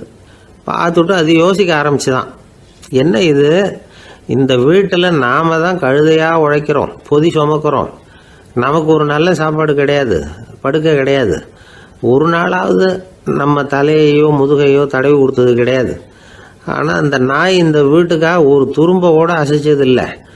அதை போய் இந்த வீட்டில் உள்ளவங்க இப்படி தலையில் வச்சு தாங்குறாங்களே அப்படின்னு யோசிச்சுதான் அந்த கழுதை. ரொம்ப நேரம் யோசிச்சுவிட்டு அதுக்கப்புறம் ஒரு முடிவுக்கு வந்திருக்குது. சரி, இனிமேல் நாமளும் அந்த நாய் மாதிரியே நடந்து பார்ப்போம், அது மாதிரியே பிஹேவ் பண்ணுவோம், அப்போவாவது நமக்கும் அந்த மரியாதை கிடைக்குதா பார்க்கலாம் அப்படின்னு ஒரு திட்டம் போட்டுது மனசுக்குள்ள. உடனே அந்த திட்டத்தை செயல்படுத்தவும் ஆரம்பிச்சுது. அதாவது அந்த வீட்டில் அந்த நாய் என்னென்ன செய்யுதோ அதையெல்லாம் இதுவும் செய்ய ஆரம்பிச்சுட்டுது. அந்த வீட்டு எஜமான் எங்கேயோ வெளியில் சுற்றி விட்டு ரொம்ப அசந்து போய் வீட்டுக்கு திரும்பி வந்துக்கிட்டு இருந்தான். உடனே இந்த கழுதை என்ன பண்ணுச்சு தெரியுமா, அவங்ககிட்ட ஓடி போச்சு. ஓடி போய் அந்த நாய் என்ன பண்ணுமோ அது மாதிரியே பண்ணிச்சு. அதாவது அந்த ஆள் தோள் மேலே தன்னுடைய முன்னங்கால் ரெண்டையும் தூக்கி போட்டு விடுது. அந்த ஆள் பயந்து போயிட்டான். அவனுக்கு ஒன்றும் புரியல, இது ஏன் இப்படி பண்ணுதுன்னு கொஞ்சம் ஒதுங்கி நின்னான். இது அவனை சுற்றி சுற்றி வருது, நாய் மாதிரி வாழை ஆட்டிக்கிட்டே சுற்றி சுற்றி வருது கழுதை. அவன் கிடுகிடுன்னு வீட்டுக்குள்ளே ஓடினான், இதுவும் பின்னாடியே ஓடிச்சு. அங்கே போய் நாய் மாதிரியே மேஜை நாற்காலி மேலே ஏறி குதித்து விளையாட ஆரம்பிச்சுட்டுது. சோஃபாவில் ஏறி உட்காருது, மேஜையில் இருந்த சாமான்லாம் கீழே விழுந்து உடையுது. கழுதை மேஜை மேலே ஏறி குதிச்சா என்னத்துக்கு ஆகும்? அந்த ஆள் பார்த்தான், சரி இந்த கழுதைக்கு என்னமோ ஆயிட்டுது அப்படின்னு முடிவு பண்ணான். ஒரு நல்ல கயிறாக பார்த்து கொண்டான்னா அது கால்லையும் கழுத்துலையும் கட்டினான். தரன்னு இழுத்துட்டு போனான். அடித்து கொல்லை பக்கத்தில் கட்டி போட்டுட்டான். அண்ணன் ஆகாரம் எதுவுமே கொடுக்கல, பட்னி போட்டுட்டான். இப்போ அந்த கழுதை யோசனை பண்ணி பார்க்குதான், என்ன இது, நம்ம எஜமானுக்கு இன்னைக்கு என்ன ஆயிட்டுது இப்படி?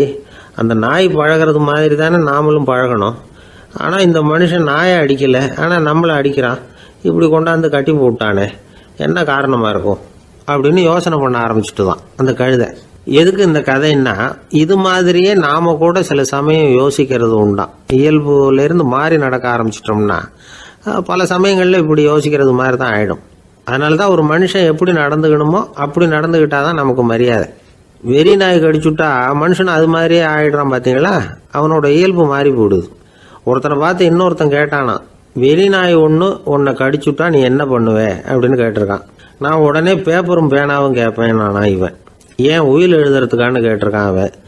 இல்லை, நான் யாரையெல்லாம் கடிக்கணும்னு ஒரு லிஸ்ட்டு தயார் பண்ணணும்ல, அதுக்காக அப்படின்னு நானும்.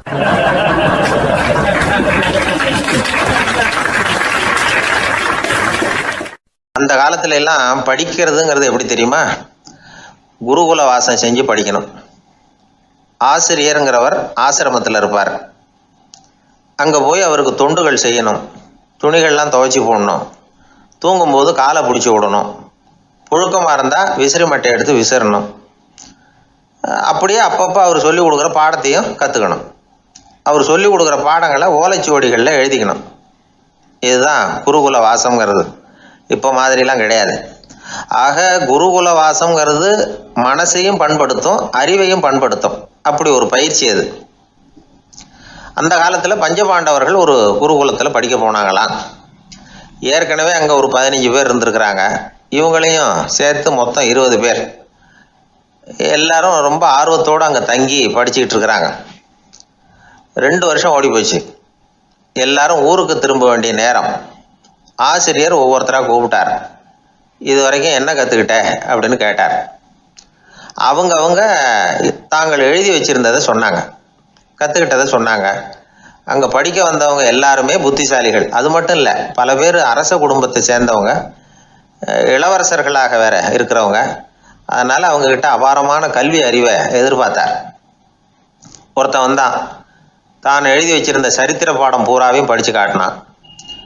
இன்னொருத்தன் வந்தான், தான் எழுதி வச்சிருந்த பூகோள பாடம் பூராவையும் படித்து காட்டினான். இப்படி ஒவ்வொருத்தராக அவங்க படித்தது என்னங்கிறத படித்து காட்டிவிட்டு போனாங்க. கடைசியாக தர்மர் வந்தார். பேசாமல் நிற்கிறார். தன் கையில் இருந்த ஓலைச்சுவடி கேட்டால் அவர் பிரிக்கவே இல்லை. ஆசிரியர் இவர்கிட்ட தான் அதிகமாக எதிர்பார்த்தார். ஆனால் இவரும் பேசாமல் நின்றுட்டு இருக்கிறார். நீ என்ன கற்றுக்கிட்ட சொல்லு, ஓலைச்சுவடியை பிரித்து படினார் அந்த முனிவர். தர்மர் அசையவே இல்லை. மெதுவாக சொன்னார், ஐயா, நான் கற்றுக்கிட்டது ஒன்றே ஒன்று தான். அதுதான் வாழ்க்கையில் எனக்கு ரொம்ப முக்கியமான பாடமாக அமையும் அப்படின்னார். என்னது, என்கிட்ட 2 வருஷ காலமாக படிச்சு விட்டு கடைசியில் கற்றுக்கிட்டது ஒன்று தானா அப்படின்னார் முனிவர். அவருக்கு ஒன்றும் புரியல. மற்ற மாணவர்களை விட இவர் பண்புகளில் உயர்ந்தவர், அறிவில் சிறந்தவர், வயசில் முதிர்ந்தவர். இவரே இப்படி சொன்னால் மற்றவங்க நிலைமை என்னத்துக்கு ஆறுது, அவங்க ரொம்பவும் கெட்டு போயிடுவாங்களே அப்படின்னு அவர் யோசனை பண்ணார். தர்மா, நல்லா யோசனை பண்ணி பதில் சொல்லு. 2 வருஷமாக நீ கற்றுக்கிட்டது என்ன அப்படின்னு தானே நான் கேட்குறேன், அதை கொஞ்சம் யோசனை பண்ணி சொல்லுன்னார் முனிவர் கொஞ்சம் கோபமா. தர்மர் முகத்தில் எந்த மாறுதலுமே இல்லை. இல்லையா, 2 வருஷமாக நான் கற்றுக்கிட்ட முக்கியமான பாடம் ஒன்று தான்னார். இப்போ அந்த முனிவருக்கு கோபம் அதிகமாக வந்துடுச்சு. ஏன்பா, உனக்கு வெக்கமா இல்லையா? உன்னை விட வயசில் குறைஞ்சவங்க எவ்வளவு பாடம் கற்றுக்கிட்டு இருக்கிறாங்க, எவ்வளவு விரிவாக அவங்க படித்து காட்டினாங்க. நீயும் கூட நிறைய குறித்து வச்சிருக்கிற போல இருக்கு, அதை ஏன் பிரித்து படிக்கக்கூடாது அப்படின்னார். ஐயா, நான் சொல்கிறது உங்களுக்கு ஏமாற்றமாக இருந்தால் என்னை மன்னிக்கணும். நான் ரொம்ப முக்கியமாக கற்றுக்கிட்டு இருக்கிறது ஒன்று தான், மற்ற எதையும் சொல்கிறதுக்கு விரும்பலைன்னார். மாணவர்கள்லாம் சிரிச்சுட்டாங்க. முனிவருக்கு கோபம் அளவுக்கு மீறி வந்துட்டு ஓங்கி அரைஞ்சு விட்டார் தருமரை அவர் கன்னத்தில். தருமர் கண்ணை செவந்து போட்டுது, கண்கள் கலங்கி போச்சு. ஆனாலும் அவர் அமைதியை இழக்கலை, தலை குனிஞ்சு நிற்கிறார். இவருடைய புடிவாதம் முனிவருக்கு இன்னும் ஆத்திரத்தை உண்டாக்கி விட்டது. இன்னொரு கண்ணத்திலே அரைஞ்சார். எல்லாரும் பயந்து போய் அமைதியாக நின்றுட்டு இருக்கிறாங்க. முனிவர் கத்துறார், அப்படி நீ கற்றுக்கிட்ட அந்த முக்கியமான பாடம் தான் என்ன, அதையாவது சொல்லு அப்படின்னார். ஐயா, அதை மட்டும் ஒரு ஓலைச்சுவடியில் தனியாக குறித்து வச்சிருக்கிறேன், இந்தாங்க, இதை நீங்களே படித்து பாருங்கன்னார். தருமர் ஓலைச்சுவடியை நீட்டினார். முனிவர் அதை வாங்கி பிரித்தார், சத்தம் போட்டு படித்தார். என்ன எழுதியிருக்காருன்னா, எப்படிப்பட்ட சோதனை ஏற்பட்டாலும் நிதானம் இழந்து கோபத்துக்கு ஆளாகக்கூடாது அப்படின்னு. இதுதான் அந்த ஓலைச்சுவடியில் அவர் எழுதி வச்சிருந்தது. அந்த ஒரு கணத்திலேயே முனிவரும் எல்லா மாணவர்களும் தர்மரை புரிஞ்சுக்கிட்டாங்களாம். அவர் கற்றுக்கிட்டது ஏட்டு சுரக்கா இல்லை, வாழ்க்கையில் பயன்படக்கூடிய முக்கியமான அனுபவ பாடம். முனிவர் கண்களில் கண்ணீர். தர்மரை அன்போடு கட்டி தழுவிக்கிட்டார். அப்புறம் சொன்னார், தர்மா, என்னை மன்னிச்சுரு, நீ மாணவன் இல்லை, ஆசிரியன். நான் இது வரைக்கும் தெரிஞ்சிக்காத அனுபவ பாடத்தை நீ இப்போ எனக்கு கற்றுக் கொடுத்துட்ட அப்படின்னு சொன்னாராம். அதனால் நிதானம் தவறக்கூடாதுங்கிறது ரொம்ப முக்கியமான ஒரு செய்தி. ஒரு ஆசிரியர் மாணவனை ஒரு கண்டத்தில் ஓங்கி அரைஞ்சுட்டார். இவன் நிதானம் தவறல, அமைதியாக நின்றுக்கிட்டு இருந்தான். அவர் ஒரு தடவை அரைஞ்சதும் எப்படி உன்னால் நிதானம் தவறாமல் இருக்க முடிஞ்சுது அப்படின்னு கேட்டாங்க நண்பர்கள். அவன் சொன்னான், நான் நிதானம் தவறி இருந்தா எங்கள் வாத்தியார் இன்னொரு கண்டத்துலையும் அரைஞ்சிருப்பார், அது அதை விட பலமாக இருக்கும், அதனால தான் நான் அப்படி இருந்தேன் அப்படின்னு நானா. ஆக நாம் தெரிந்து கொள்ள வேண்டியது, வாழ்க்கையில் நிதானம் தவறாமல் இருக்க வேண்டும். அதுதான் வெற்றியின் ரகசியம்.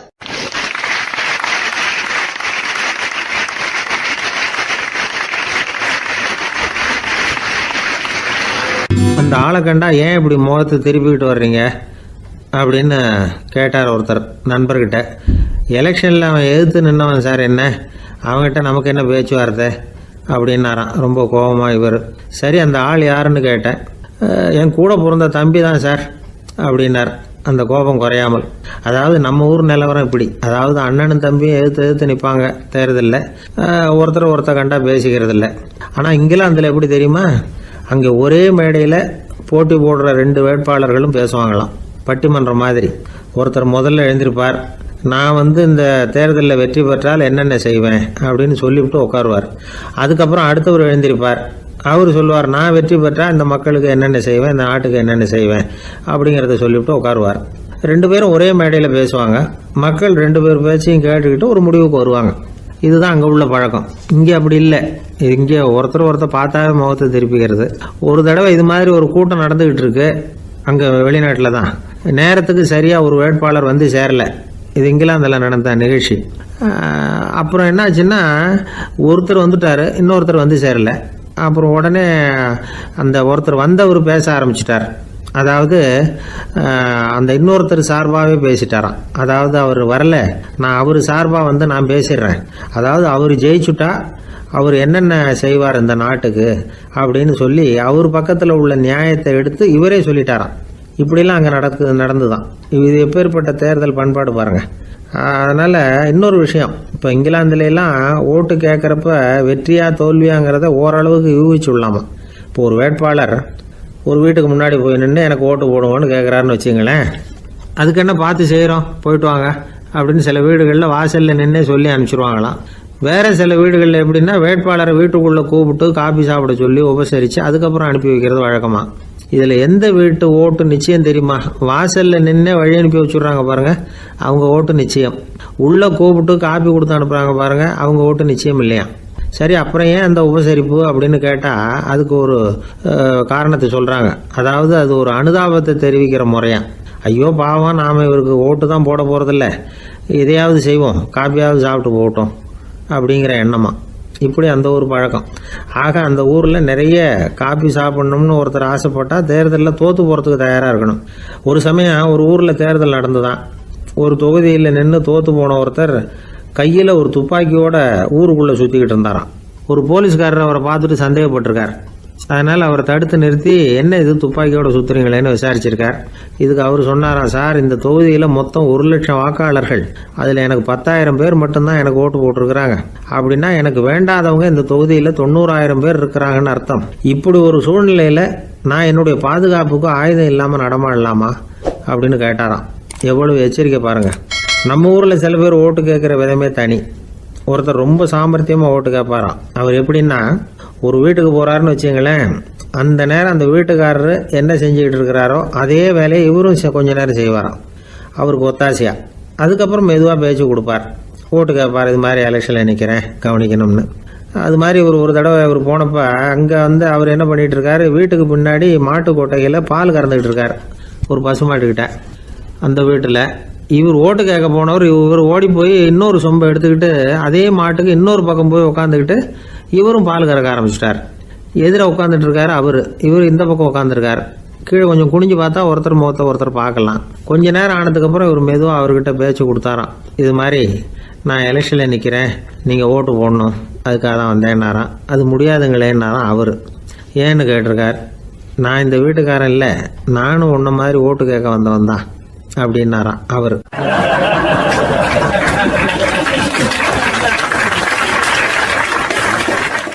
எதிர்காலத்தை நினைச்சா எனக்கு ரொம்ப பயமா இருக்கு சார் அப்படின்னு சொல்றவங்க நிறைய பேர் இருக்கிறாங்க. அதாவது பயப்படாத மனிதர்கள்னு யாருமே கிடையாது. ஒவ்வொருத்தருக்கும் ஒவ்வொரு விதமான பயம் இருந்தாலும் ஒட்டுமொத்தமா பாக்குறப்போ மனிதனுக்கு 6 விதமான பய உணர்வுகள் வரலாம் அப்படின்னு பெரியவங்க சொல்றாங்க. எல்லா விதமான பயமும் இந்த 6 வகைக்குள்ள அடக்கம். அந்த 6 வகை பயமும் 6 எதிரிகள் மாதிரியாம். 6 எதிரிகளையும் புரிஞ்சுக்கிட்டோம்னா போதும், வாழ்க்கையில சுலபமா வெற்றி அடைய முடியும். சரி, அந்த 6 வகை பயம் என்னென்ன அப்படின்னு பார்ப்போம். முதல்ல வறுமை பற்றிய பயம், 2வது பழிச்சொல் பற்றிய பயம், 3வது உடல் நலம் பாதிப்பு பற்றிய பயம், 4வது என்னன்னா காதல் தோல்வி, 5வது முதுமை, 6வது மரணம். அதாவது பயப்படுறதுங்கிறது ஒரு மனநிலை தான். இந்த மனநிலையை கட்டுப்படுத்த முடியும், திசை திருப்ப முடியும். சரி, இந்த பயங்களின் அறிகுறிகள் எப்படி இருக்கும்? வறுமை பற்றிய பயம் அப்படின்னு முதல்ல சொன்னோம் இல்லையா, அந்த பயத்தின் அறிகுறிகளை தெரிஞ்சுக்குவோம். எதுலேயும் அக்கறை இல்லாமல் இருக்கிறது, ஒரு குறிக்கோள் இல்லாமல் இருக்கிறது, வறுமையை சகிச்சுக்கிறது, வாழ்க்கையில் கிடைக்கிறது எதுவாக இருந்தாலும் ஆட்சேபனை இல்லாமல் ஏற்றுக்கிறது, மனசாலும் உடம்பாலும் சோர்ந்து போயிருக்கிறது, ஆர்வம், முனைப்பு, கற்பனை திறன் எதுவுமே இல்லாமல் இருக்கிறது. இதெல்லாம் தான் அந்த வறுமை பற்றிய பயத்தின் அறிகுறிகள். அந்த அடுத்தது ஒன்று பார்த்தோமே, பழிச்சொல் பற்றிய பயம். அதாவது அடுத்தவங்க நம்மளை குறை சொல்லி விடுவாங்களோ அப்படிங்கிற பயம். இதுக்கு அறிகுறி என்ன தெரியுமா? புதியவர்களை சந்திக்கிறதுக்கு பயப்படுறது, முடிவு எடுக்க முடியாமல் குழம்புறது, பிரச்சனைகளை தவிர்க்க விரும்புறது, தாழ்வு மனப்பான்மை, வரவுக்கு மீறி செலவு செஞ்சு இமேஜை உயர்த்திக்கிறது, குறிக்கோள் இல்லாத வாழ்க்கை, இதெல்லாம் தான் அதுக்கு அறிகுறிகள். 3வது பயம் உடல் நலம் பாதிப்பு பற்றிய பயம், அதாவது நோய் பற்றிய பயம். ஒரு உண்மை என்ன தெரியுமா? டாக்டரை சந்திக்கிற மனிதர்களில் 75% பேர் தங்களுக்கு நோய் வந்துட்டுதுங்கிற கற்பனையில் இருக்கிறவங்களாம். நிஜமாவே நோய் கிடையாது அவங்களுக்கு. இந்த பயத்தின் அறிகுறிகள் என்னன்னா, வியாதிக்கான அறிகுறிகள் தன்னிடம் இருக்கிறதாக நினச்சிக்கிறது, எந்த நேரமும் வியாதியை பற்றியே பேசி பேசி மனசை அங்கேயே வச்சிருக்கிறது, நோய் சம்பந்தமான செய்திகளை படித்து நமக்கு இப்படி ஆயிடுமோ அப்படின்னு வேதனைப்படுறது, இதெல்லாம் தான் அதுக்கு அறிகுறிகள். 4வது பயம் காதல் தோல்வி. இது ரொம்ப வேதனை, உடம்பையும் மனசையும் சீரழிச்சு விடும். ஆண்களை விட பெண்கள் தான் இந்த பய உணர்வுல அதிகமாக பாதிக்கப்படுறாங்க. 5வது முதுமை பற்றிய பயம். 6வது மரண பயம். வயசான காலத்தில் எப்படி சமாளிக்கிறது அப்படிங்கிற பயம். ஆக இதையெல்லாம் நாம் புரிஞ்சுக்க வேண்டியது ரொம்ப அவசியம். இந்த 6 வகை பயங்களை சரியாக புரிஞ்சுக்கிட்டு நாம் நடந்துக்கணும். வாழ்க்கையின் முன்னேற்றத்துக்கு இந்த பயங்கள் முட்டுக்கட்டே ஆகிடக்கூடாது. உழைச்சி பணம் சேர்க்கணும், உற்சாகமாக மனசை வச்சுக்கணும். மனசை கட்டுப்படுத்துகிற மார்க்கம் தெரிஞ்சுக்கிட்டா போதும், எல்லாம் சரியாக வந்துடும். நம்ம ஆள் ஒருத்தன் சொன்னான், சார் எனக்கு வறுமை பற்றிய பயம்தான் இருந்தது, ஒரே ராத்திரியில் 30,000 ரூபா தயார் பண்ணிவிட்டேன், இப்போ எனக்கு இன்னொரு பயம் வந்துட்டுதுன்னா. என்ன பயம்னு கேட்டாங்க. போலீஸு கண்டுபிடிச்சிருமோங்கிற பயம்னா. இது இந்த பயத்தில் அடங்காது. அதனால் அஞ்சி அஞ்சி சாவார், அஞ்சாத பொருள் இல்லை அப்படின்னு பாரதி சொன்னார் இல்லையா? அது மாதிரி பயத்தை புரிந்து கொண்டு அதற்கு தகுந்த மாதிரி நம்முடைய வாழ்க்கையை அமைத்து கொள்ள வேண்டும். அப்படி அமைத்து கொள்ளுகிறவர்களுக்கு வெற்றி நிச்சயம்.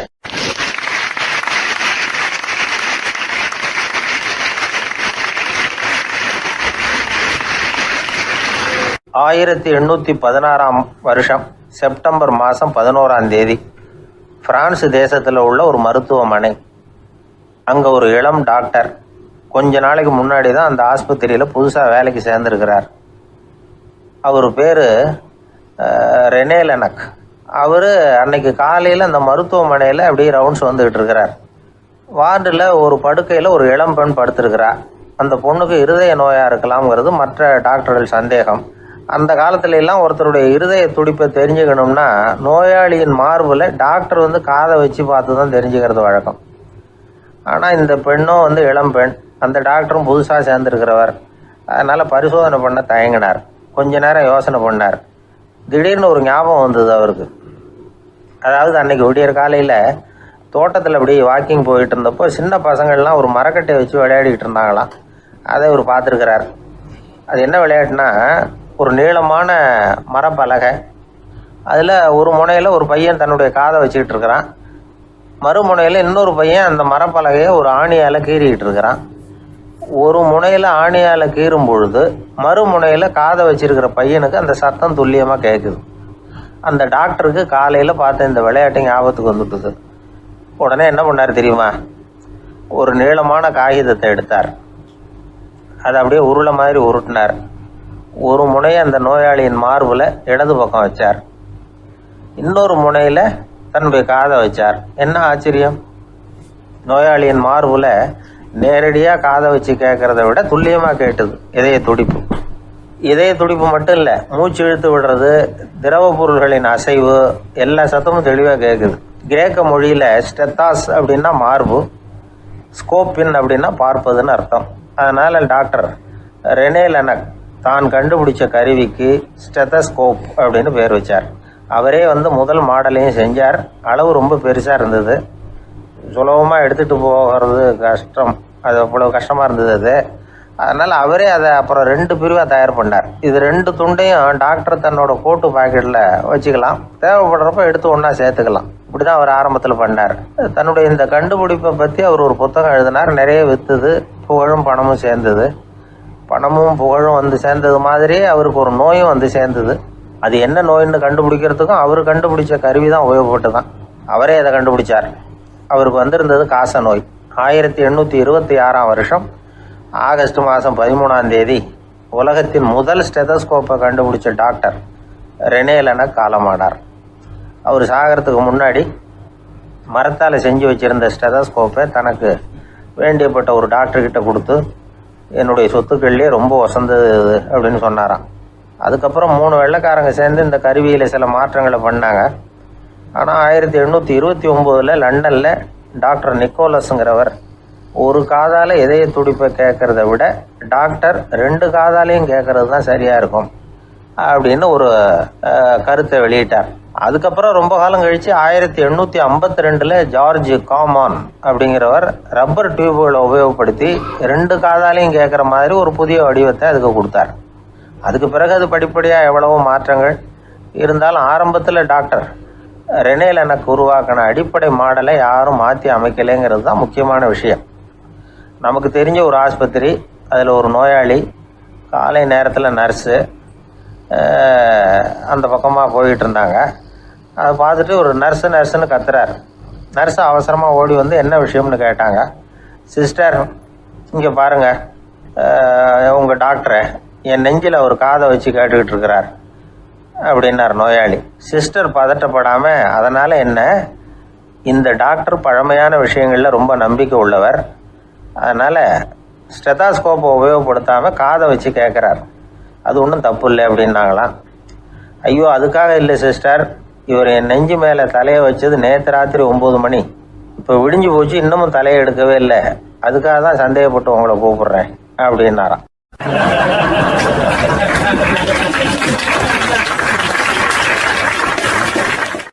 ஏங்க எங்கே போயிட்டு வரீங்க அப்படின்னு கேட்டேன். எனக்கு வேண்டப்பட்ட ஒருத்தரை பார்த்து. ஆஸ்பத்திரிக்குன்னார். எந்த ஆஸ்பத்திரிக்குன்னு? மாட்டு ஆஸ்பத்திரிக்குன்னார். என்ன விஷயம்னு? மாமனாருக்கு உடம்பு சரியில்லை, அதுதான் மாட்டு ஆஸ்பத்திரிக்கு போயிட்டு வரேன்னார். அட பாவி, அதுக்கு அந்த ஆஸ்பத்திரிக்கா போவாங்க அப்படின்னு ஆச்சரியமா. அட அது இல்லைப்பா, முதல்ல எங்கள் குடும்ப டாக்டர் தான் தேடிக்கிட்டு போனேன். அவர் அந்த நேரத்தில் அவர் வளர்க்குற நாய்க்குட்டிக்கு உடம்பு சரியில்லைன்னு சொல்லி அதை தூக்கிக்கிட்டு மாட்டு ஆஸ்பத்திரிக்கு போயிட்டாராம் சொன்னாங்க. அதனால் அங்கே போய் அவரை சந்தித்து விஷயத்தை சொல்லிவிட்டு வர்றேன்னார். அப்புறம் தான் எனக்கு கொஞ்சம் நிம்மதியாக இருந்தது. பொதுவாக நமக்கு தெரிஞ்ச வரையில் டாக்டர்கள் 2 வகை. நமக்கு வைத்தியம் பண்ணுற டாக்டர்கள் ஒரு வகை, நம்மக்கிட்ட இருக்கிற ஆடு மாடு கோழிக்கு வைத்தியம் பண்ணுற டாக்டர்கள் ஒரு வகை. இப்போ தான் எனக்கு தெரியும் இன்னொரு வகையான டாக்டர்களும் உண்டுங்கிறது. அது யாருன்னா பூச்சிகளுக்கு வைத்தியம் பண்ணுற டாக்டர்கள், அதாவது பூச்சி டாக்டர்கள். வெளிநாடுகளில் அப்படிலாம் கூட சில பேர் இருக்கிறாங்க. பிரிட்டனில் யார்க்ஷயர் வட்டாரத்தில் ராதர்ஹாம் அப்படின்னு ஒரு ஊர், அங்கே ஒரு விலங்கியல் மருத்துவர் பேர் டாக்டர் லான்ஸ் ஜெப்சன். அவர் ஆஸ்பத்திரி வாசலில் பார்த்தீங்கன்னா தினமும் நிறைய பேர் நின்றுக்கிட்டு இருப்பாங்க. கையில் கண்ணாடி குடுவை, தகர டப்பா இப்படி ஏதாவது இருக்கும், அதுக்குள்ளே ஏதாவது பூச்சிகள் இருக்கும். அதுக்கு வைத்தியம் பண்ணுறதுக்காக வந்தவங்க தான் அவங்க எல்லாம். சிலந்தி பூச்சி, பல்லி, தேளு, பாம்பு அப்படி ஏதாவது இருக்கும். பொழுதுபோக்காக சில பேர் நாய், பூனை, கிளி, மைனா, புறா இப்படி ஏதாவது வளர்க்குறாங்கல்ல, அது மாதிரி இப்போல்லாம் தேளு, பல்லி, பாம்பு, பூச்சி இதையெல்லாம் வளர்க்க ஆரம்பிச்சிட்டாங்களாம். இது ஒரு புது ஃபேஷன். இப்போ கூண்டுக்குள்ளே டப்பாக்குள்ளே போட்டு வளர்க்குறது, அதுக்கு ஏதாவது நோய் வந்துட்டுதுன்னா வைத்தியம் பண்ணுறதுக்கு டாக்டர்கிட்ட வந்துட வேண்டியது, இப்படி இந்த பழக்கம்லாம் நிறையா வந்துட்டுது. ரத்தம் உறிஞ்சிற அட்டைகள் கூட இவங்ககிட்ட வைத்தியத்துக்கு வருதான். சிலந்திகளில் செங்கால் சிலந்தின்னு ஒரு வகை. மத்திய அமெரிக்க காடுகளில் இது அதிகம். சிலந்திகள்லேயே ரொம்ப விலை உசந்தது இந்த ரகம்தான். கால்களில் சிவப்பு கோடுகள் இருக்கும். இந்த இனம் இப்போ குறைஞ்சிக்கிட்டே வர்றதுனால சர்வதேச விதிகளின்படி இவற்றின் ஏற்றுமதி இறக்குமதிக்கு தடை விதிக்கப்பட்டிருக்குது. அதனால் இதை வளர்க்குறவங்க வீட்டுக்குள்ளேயே இனவிருத்தி மூலமாக பெருக்கி விற்பனை பண்ணிட்டு வராங்களாம். அந்த வகை சிலந்திகள் தான் இப்போ வைத்தியத்துக்கு அதிகமாக வருதான். சரி, இதுக்கெல்லாம் எப்படி வைத்தியம் பண்ணுறாங்க? முதல்ல அதை குளிர்பதன பெட்டியின் வழுவழுப்பான சுவரில் விட்ட உடனே அதெல்லாம் மெதுவாக இறங்கி வரும். அப்போ அதன் நோயை கண்டுபிடிக்கிறது சுலபம்.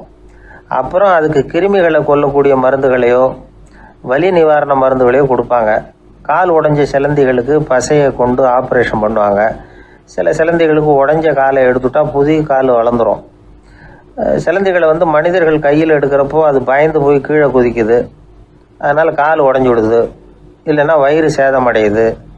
அந்த நிலைமையில் வர்ற சிலந்திகளுக்கு மயக்க மருந்து கொடுத்து ஆப்ரேஷன்லாம் கூட பண்ணுறாங்களாம். பார்த்தீங்களா பூச்சிகளுக்கு வந்த வாழ்வே.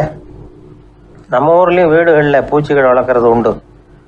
ஒருத்தர் வந்தார், எனக்கு 3000 கரப்பாம்பூச்சி அவசரமாக தேவைப்படுது, எங்கே கிடைக்கும்னு கேட்டார். கரப்பாம்பூச்சியா, அது என்னத்துக்குன்னு கேட்டோம். அது வேற ஒன்றும் இல்லை, நான் குடியிருக்கிற வாடகை வீட்டை காலி பண்ண போகிறேன். வீட்டு சொந்தக்காரர் என்ன சொல்கிறாருன்னா, இந்த வீட்டுக்கு நான் குடி வந்தப்போ எப்படி இருந்ததோ அதே நிலைமையில் விட்டுட்டு போகணும்னு வீட்டுக்காரர் சொல்லியிருக்கிறார், அதனால தான் கேட்டேன் அப்படின்னார்.